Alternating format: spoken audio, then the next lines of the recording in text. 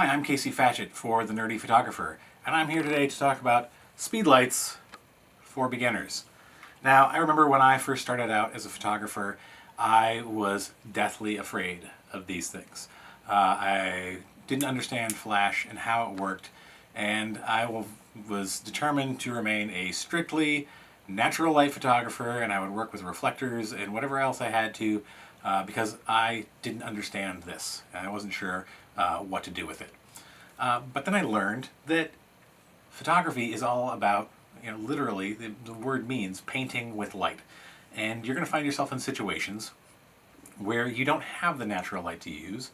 Whatever type of photography you do, this instrument can help improvement. Even if you're a landscape photographer, you might want to light up something in the foreground of your landscape photo using a speedlight. They are an incredibly valuable and flexible tool that can help your photography. Where to start? First, we're going to start with the different modes that you have on your speedlight. This is where you're going to start and get everything set up. ETTL mode. What does that mean? That means exposed through the lens, which when you're pressed down on the shutter, your camera is going to meter the scene in front of you, whatever you're photographing, and your flash will emit a quick burst of light to illuminate that scene and to help your camera determine how much flash power is needed for that scene. So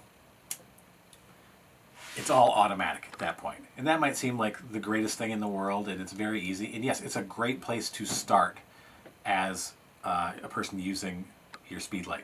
However, your flash and your camera can get fooled by what it sees. And what happens then is you get like someone wearing a white dress or white shirt or something, or there's a big patch of white or black right in a big part of your frame. For me, it would often happen at weddings where you've got somebody dancing at the reception. Someone comes and steps in front of you wearing their white shirt, and it throws off the entire exposure of the image because your camera is trying to expose for that swath of white that it sees, or if there's like a darkness there, it's going to try to overexpose for that. And what can also happen is your camera does not see the scene the way that you see the scene, so the ETTL might not be the way to go once you kind of understand things a little bit better. ETTL can also have issues over time if you're worried about battery life, just because it's emitting that pre-shot little burst of flash. It drains the battery a little bit more, and also you're not getting consistent output, so you don't know if you're shooting at full power or if you're shooting at 128th power. You're not going to be able to determine how many flashes you're going to get out of it from the outset. Manual mode. And I know this can seem very, very frightening to a lot of people, but it's not that hard. Test it out. Try it out. Practice. Practice on your friends, family members, your dog. Try using the flash in different power settings so that you get an understanding of how it works. And it's going to be different in different situations, what you're going to need how you're going to use it. So test it out. Get used to it, get a little more comfortable with it, and you'll be able to find that when you're in different scenarios, you can adjust your power output manually much more easily, and you'll be able to understand it. Your power settings are going to be determined by a lot of different things. How close you are to someone or to your subject. If they're very far away, you need more power. If they're very close to you, you'll need less power. It depends on the situation and how you're trying to light the scenario. Next, multi-mode. You're a beginner. You don't want to know about this. It still confuses me. 20 years in, it's still something that scares me and I have difficulty with. So let's not go into that for beginners. Like that could be a whole other setting on another video in and of itself. Normally, your flash has a sync speed, which is less than usually 1/250th or 1/200th of a second. What that means is like when the shutter goes off in your camera, the flash that is emitted is synced up to last that amount of time. And otherwise, if you try to go shoot faster than that, if you try to shoot faster than 1/250th of a second, you'll end up with black bars because the light from the flash does not sync up with the shutter in your camera. So how do you overcome this? It's usually a little lightning bolt with an H on most cameras, or just a little lightning bolt. Means high speed sync. Now this means you can use your flash to, it's much faster and it'll sync up with much higher speed, higher shutter speeds on your camera, and that way you can freeze action, or using whatever you might use a high shutter speed for. If it's if it's really bright outside and you want to use still use your flash to fill things in a little bit, you might want to use your high speed sync. You'll see this, it's usually looks like a fast forward button. What it actually means is second curtain sync.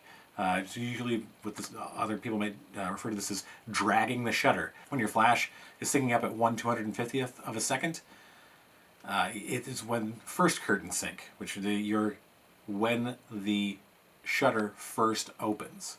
That is the curtain that's opening. So that is going off just as the shutter comes up.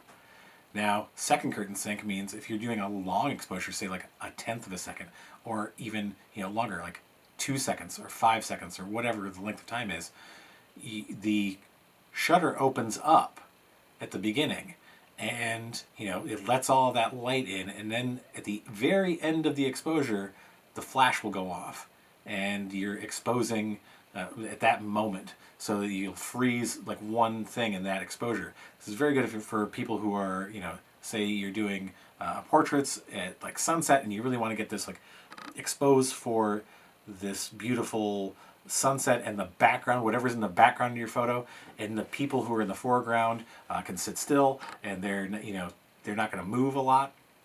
You can get this great drag that shutter and just pop the flash at the very end to light the people up and get a lot of detail on them.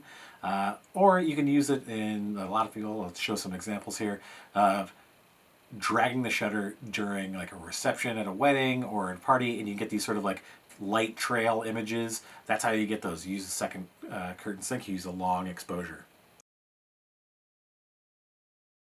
Bounce flash. So when I am photographing, a lot of people like to point, to get this sort of like point their flash straight at their subject. What happens then usually is you get this sort of flat lighting, and sometimes you might need to do that if it's a very dark and you really need to get as much light on them as possible, but you end up with that sort of like unappealing, harsh sort of shadows behind people, and it's not great. I'm going to show you what it looks like when we get a photo of me with the flash pointed straight at me. Then what you also can do to make things a little bit better is bounce your flash. Right now it's pointing up towards the ceiling. I've got a white ceiling here. And now let's take a look at what that looks like when I bounce the flash.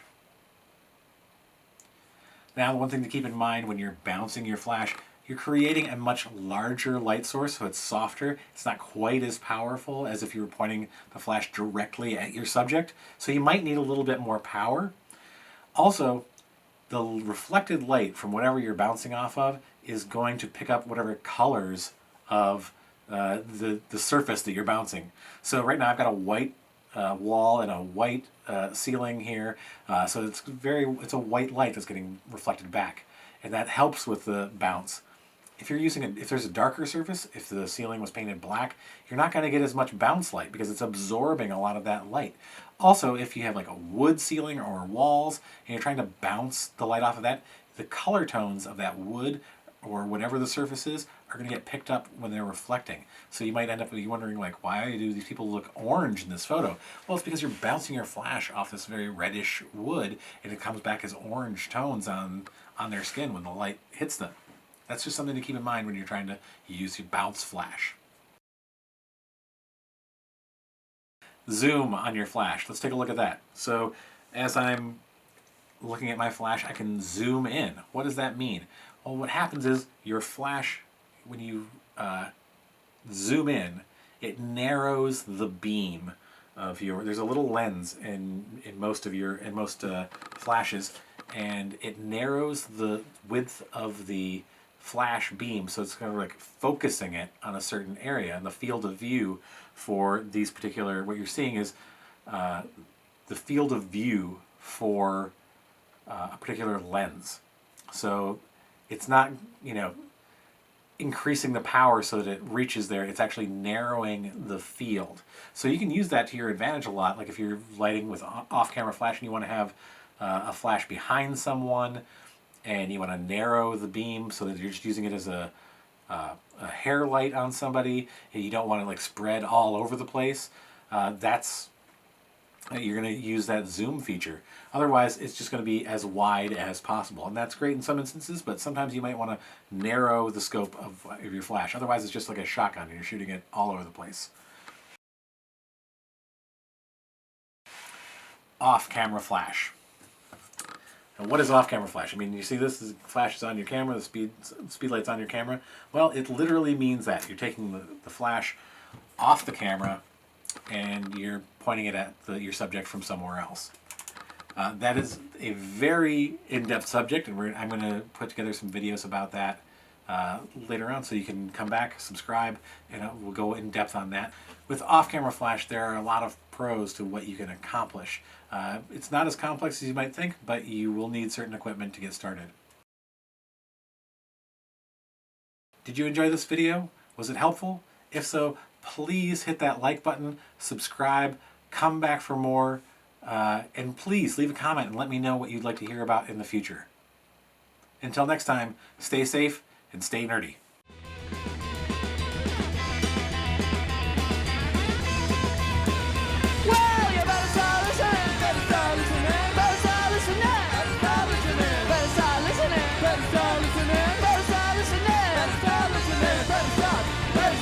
Better stop, better stop, better stop, better stop, better stop, better stop.